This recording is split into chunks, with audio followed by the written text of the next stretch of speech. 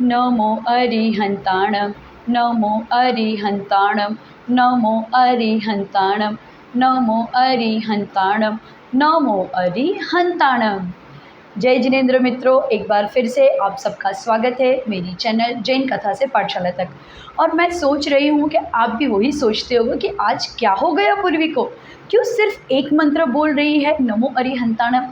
तो मित्रों, मैं आपसे जो बात करने जा रही हूँ वो इस मंत्र से रिलेटेड ही तो है।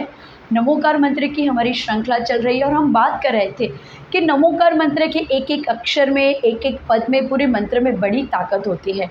आचार्य वीरसेन ने अपने धवला में क्या बताया है पता है? नमोकार मंत्र का सिर्फ एक अक्षर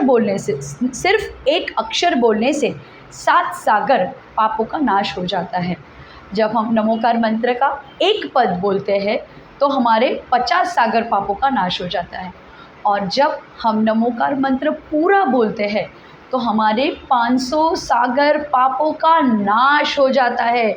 जी हाँ मित्रों, 500 सागर पापों का नाश हो जाता है। 500 सागर का मतलब करोड़ अब्बद से भी बहुत ज़्यादा। मतलब सुनिए, समझिए कि हमारे पास कितनी अमोघ शक्ति है नमोकार मंत्र की, कि हम कोई भी पाप कर ले गलती से भी तो उससे अनेक गुना पुण्य हमें नमोकार मंत्र के द्वारा मिल सकता है। तो ऐसे पुण्य को हमें क्यों गंवाना चाहिए, क्यों ना बोलना चाहिए हमें नमोकार मंत्र। जी हाँ, हमें जागते, सोते, उठते, बैठते, हर एक काम करते वक्त नमोकार मंत्र बोलना चाहिए। ठीक उसी तरह जैसे ग्वाला ने बोला था। कौन से ग्वाला ने, आपको नहीं पता? चलिए मैं आपको सेठ सुदर्शन की कहानी बताती हूँ। सेठ सुदर्शन का अगला भव वो ग्वाला थे और उनका काम था गाय और भैंसों को लेके गांव में लेके जाना, गांव से लेके जाना, जंगल में उनसे चारा चरवाना, पानी पिलवाना। एक बार ऐसे ही वो ग्वाला जंगल में घूम रहा था।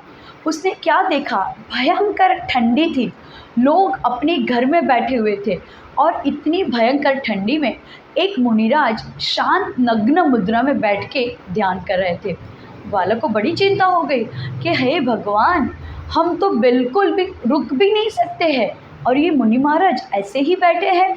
वो तुरंत अपनी सब गायों को लेके गांव में चला जाता है और गांव से आग का सामान लेके आता है। जहाँ पे मुनि महाराज बैठे होते हैं उसके पास वो वहाँ पे आग जला देता है और 14 घंटे, जी हाँ पूरे 14 घंटे बैठ के वो मुनि महाराज की शुश्रूषा करता है। मतलब वो कोशिश करता है कि जिस वजह से उस मुनि महाराज को ठंडी ना लगे। 14 घंटे बीत जाते हैं, बहुत ठंडी थी, कोहरा था, सुबह होते हुए भी ठंडी कम होने रही थी। बड़ी मुश्किल से सूर्य अपना मुख दिखाता है, ठंडी को काटने की कोशिश करता है, और उसी वक्त ये मुनि महाराज अपनी आँख खोलते हैं। जब मुनि महाराज आँख खोलते हैं तो सामने ग्वाले को देखते तुरंत समझ जाते हैं उनसे देख के कि ये तो बहुत ही भव्य जीव है, और इसीलिए वो ग्वाले को मुनि महाराज एक मंत्र देते हैं। कौन सा मंत्र? नमो अरिहन्ताणं। वो ग्वाले को बोलते हैं कि वत्स, इस मंत्र को सुबह शाम रात तुम जपा करो, सिर्फ नमो अरिहन्ताणं बोला करो, देखो तुम्हारे जीवन में कितने अमूल्य परिवर्तन आ जाता है। ग्वाला बड़ा खुश हो जाता है। नमोकार मंत्र का जो जाप उसे मिलता है उसमें पहला नमो अरिहन्ताणं का जाप मिलता है, और मुनि महाराज भी नमो अरिहन्ताणं बोलते हुए ही आकाश मार्ग से चले जाते हैं। ग्वाला जब ये देखता है बहुत खुश हो जाता है। वो सोचता है कि अरे ये मंत्र में इतनी शक्ति है, जिस वजह से मुनि महाराज भी आकाश मार्ग से चले गए। ग्वाला घर चला जाता है, नमो अरिहन्ताणं नमो अरिहन्ताणं नमो अरिहन्ताणं बोल के पूरा कार्य करता है।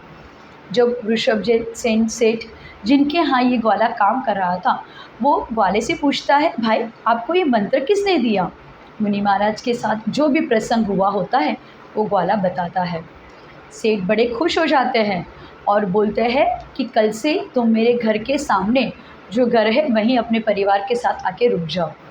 ग्वाला समझ जाता है कि देखो ये मंत्र का कितना बड़ा प्रभाव है कि मैं अपनी झोपड़ी में से सेठ के आलीशान घर में आके रुक सकूँगा।